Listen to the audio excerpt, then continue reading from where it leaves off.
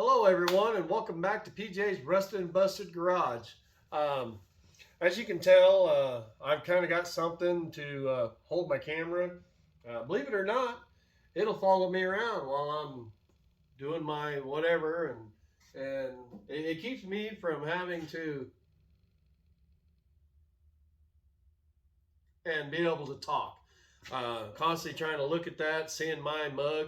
Uh, and talking, it just don't work out so well. But my birthday's actually in a couple of days, and my girlfriend went out and got me these things, and they're pretty cool little gadgets.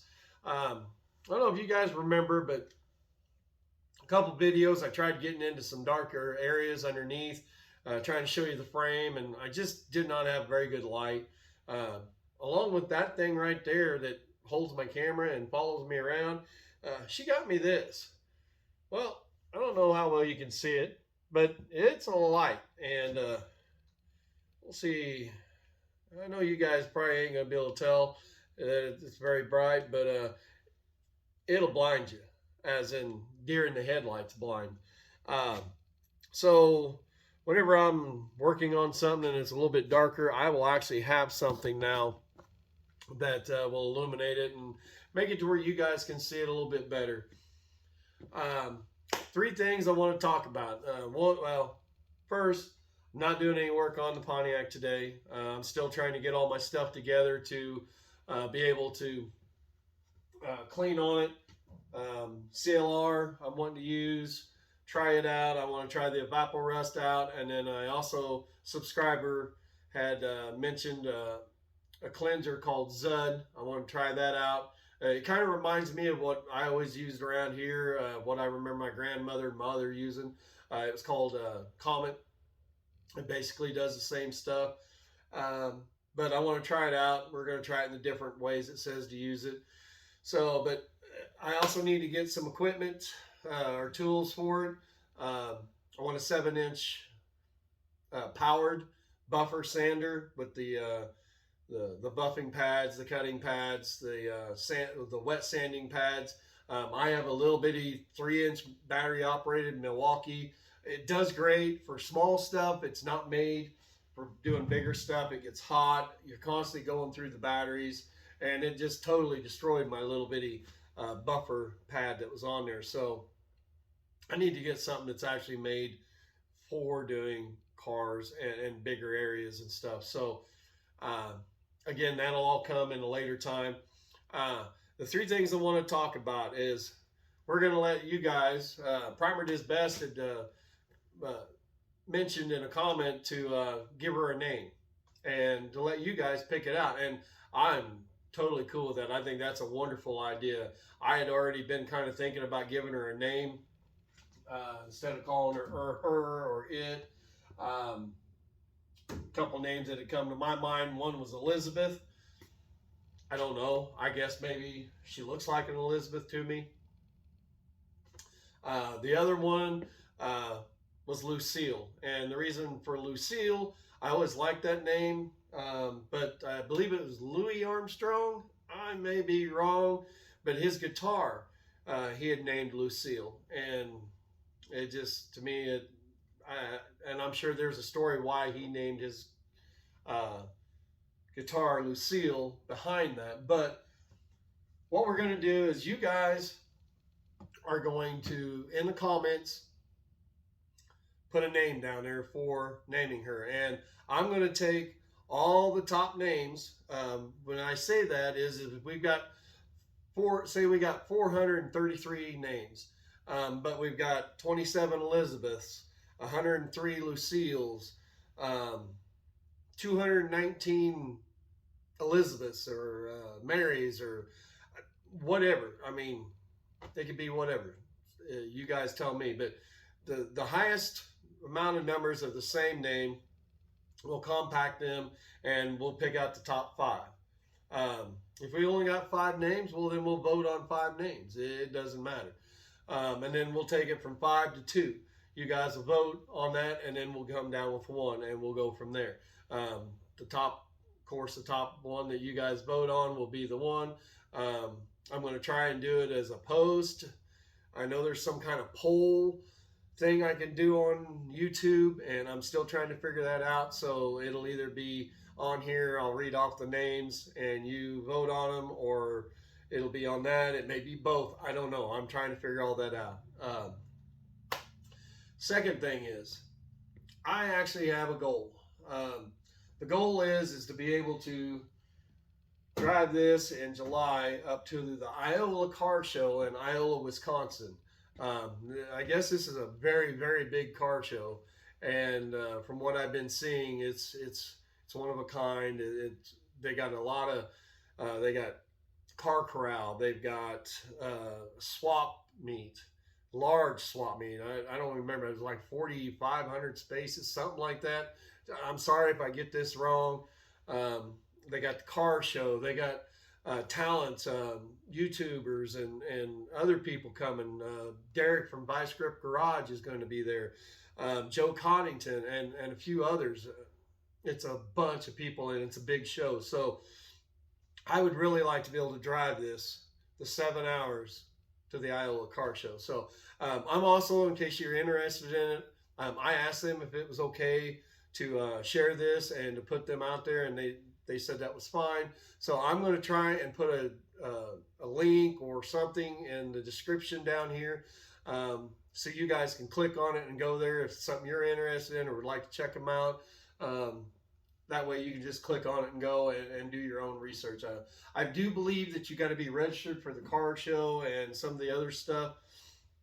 But all the information is on there. I don't know that I'm going to register for the simple fact that until I got the transmission issue figured out with this, either one, getting it fixed, which Primer does best. I've got a buddy down in Tennessee.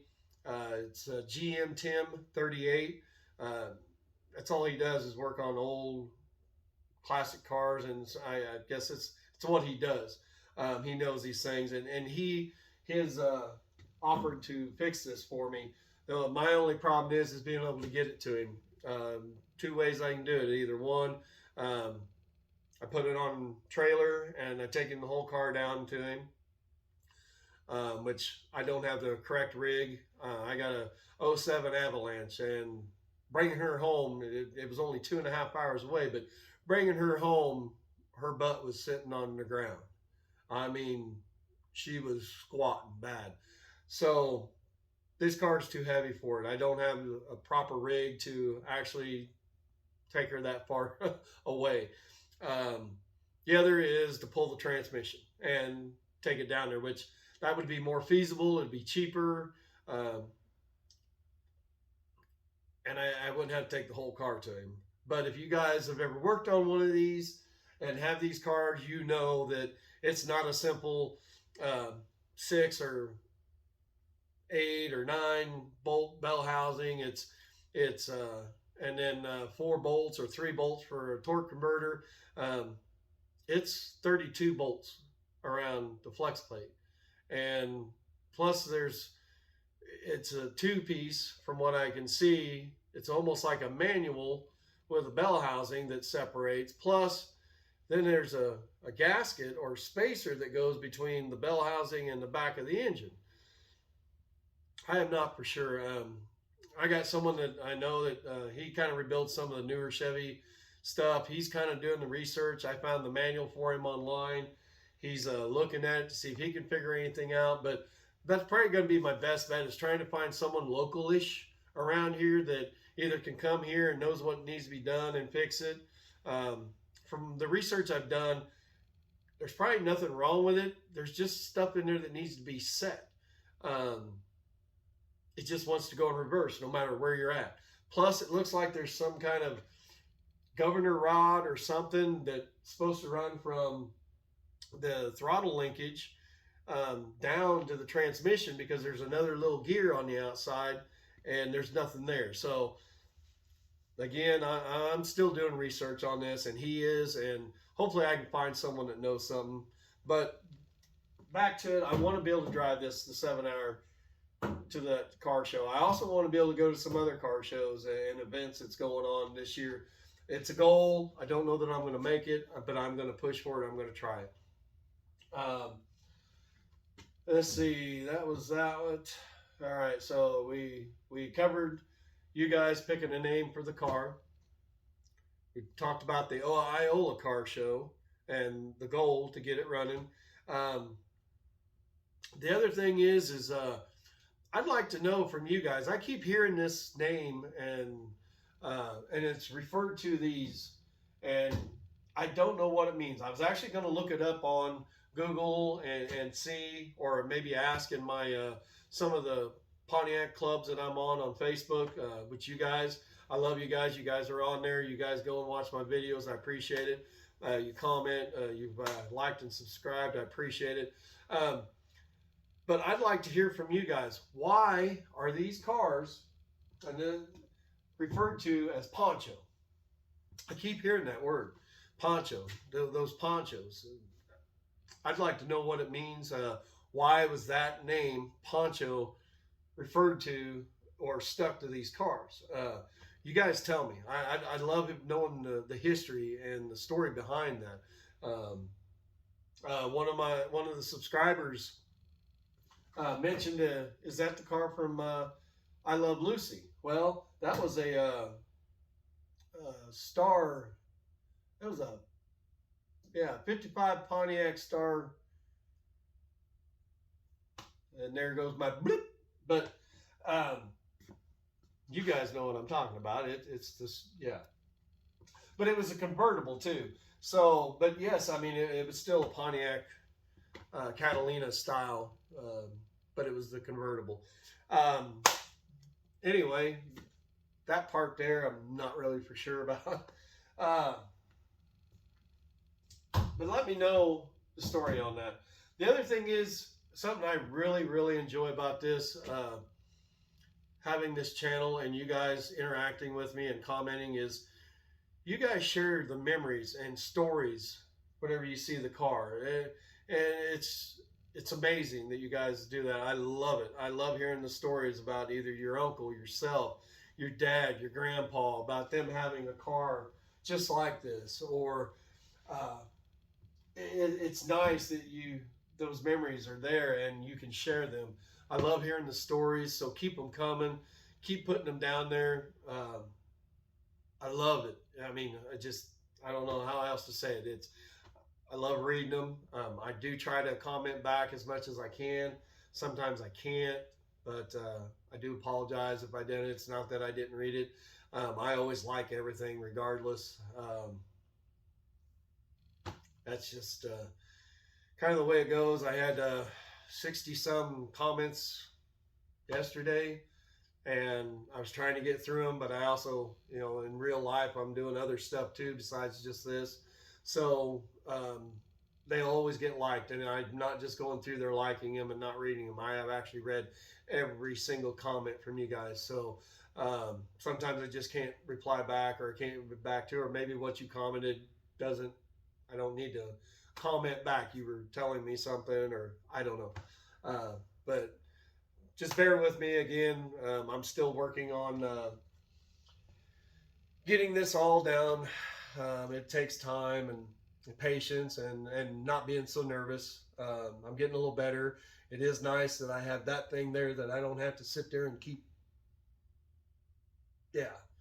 So, um, but I got some cool things in the works.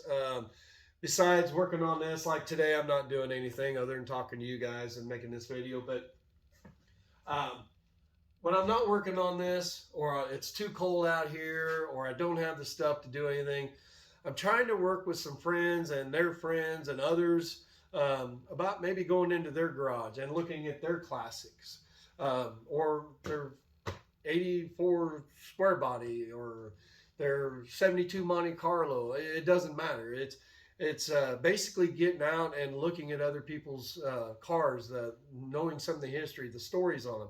Again, that's what I love about this channel, is you guys sharing those with me. So I want to be able to take those. You guys are following along with this story with me, and I love that you're along for the ride. But I want to be able to share stories with you from other people. So I'm trying to get with some people, and we'll see how this goes. We'll basically go to their home or their garage or somewhere. I mean, it may be in Walmart parking lot or an empty parking lot, and we walk around it and they tell us the story on it. That's what I'm wanting to try to do. So it won't always just be this, especially during cold weather when I'm not able to work out here. It's been warm for the last couple of days, so I've been able to do some stuff. I did a lot of cleaning in here, rearranging, moving stuff around. So one, you guys don't have to look at all my trash and junk. Two, I can move around better in my garage and know where the stuff is at again. I get started on a project and stuff gets laid here and laid there and laid there and laid there. And then I have to come back in and clean and put it all back up. So I did try to make it a little bit better and easier for me to move around. And but yeah, back to that. I'm working on trying to get that and talk to these people and get in there and get some stories out there for you. See their hot rods, their classics. Tell us their stories of their dad, their grandfather, or they bought the car and they did all this to it, and or these are their plans. It's in the middle of a project. I don't care. I'm going to try and bring that to you guys. So, but anyway, I'm going to get off here. Happy New Year's. Hopefully the new year finds you guys in good health and fortune, and you got your loved ones and family around. Enjoy your classics, but always remember, rested or busted, you guys can make it happen. Get out there, do it, wrench on it, enjoy them. Talk to you guys later.